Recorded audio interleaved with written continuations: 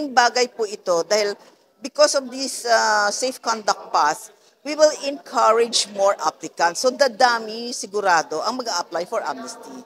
So far, 2,518 pa lang as of last Friday. Ang tinitingnan namin kasi, based on the data ng OPA Pro, it's 10,000.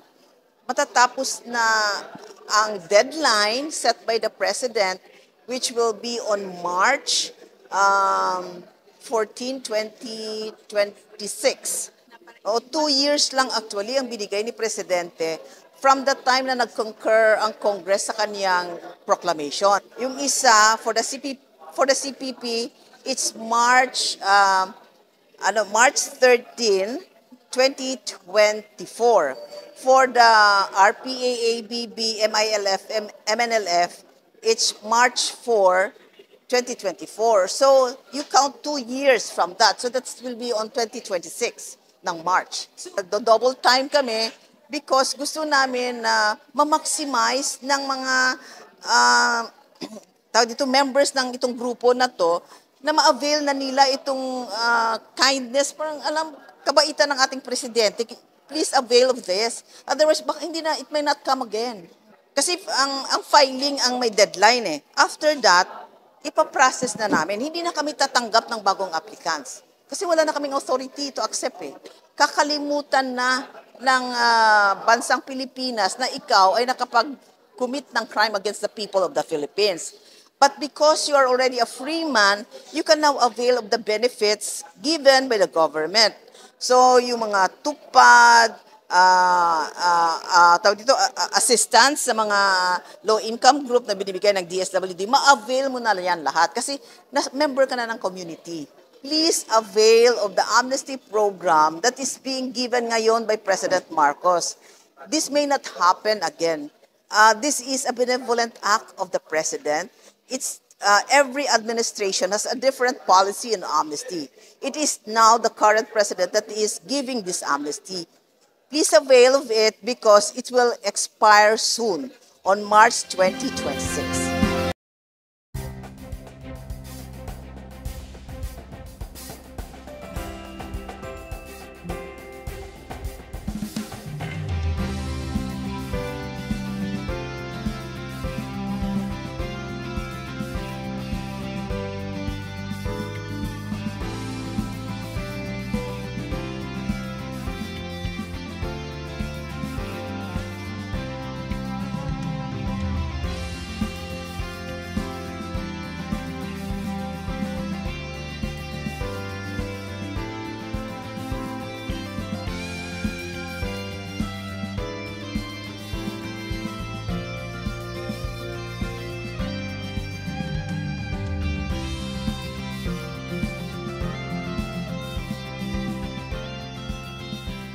Sa diwa ng pagkakaisa at paghilom ng bayan, ang ating pamahalaan sa pamamagitan ng National Amnesty Commission ay magsisimula ng magbibigay ng safe conduct passes sa mga dating rebelde na may kinakaharap na arrest warrant para sa mga kasong may kaugnayan sa kanilang panindigang pampulitika.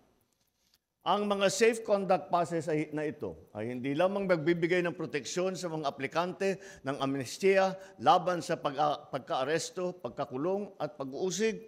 Higit sa lahat, ito ay isang paanyaya sa lahat ng rebelde na ihinto ang armadong pakikibaka.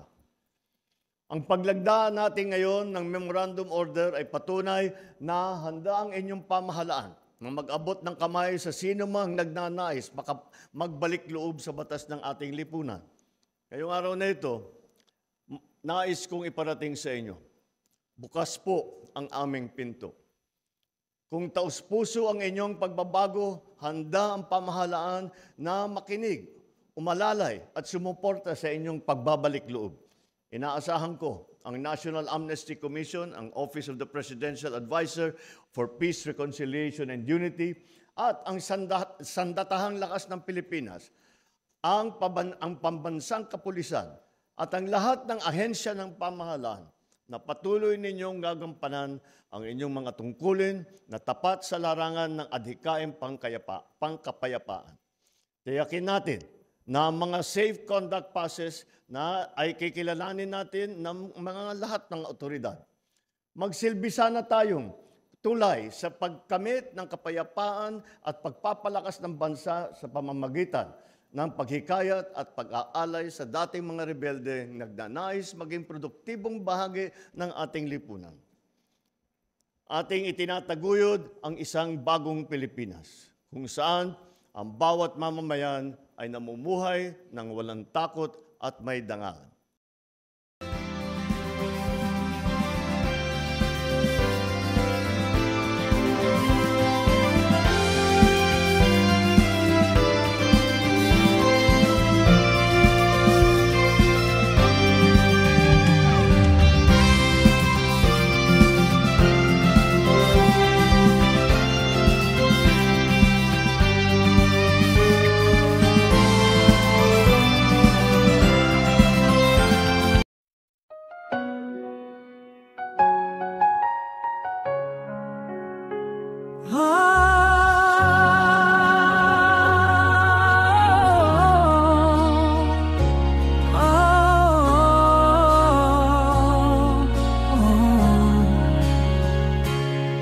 Sa gitna ng batikos, di mo pinapansin mga bintang wala ng saysay. Tuloy ang misyon mo para sa bayan natin. Kahit anong husga, di nagpapaapi. Pero bakit ba sila laging may hanas? Kahit anong gawin mo, may masasabi pa rin sila. Pero ikaw, Bongbong, di ka nagpapaapekto.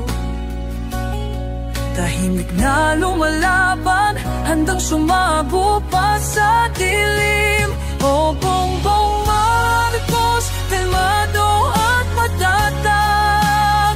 Sa gitna ng unos, ikaw ay nakangiti lang. Kahit anong batikos, di mo pinapatulan. Dahil ang totoong leader, di napapagulo sa damdamin.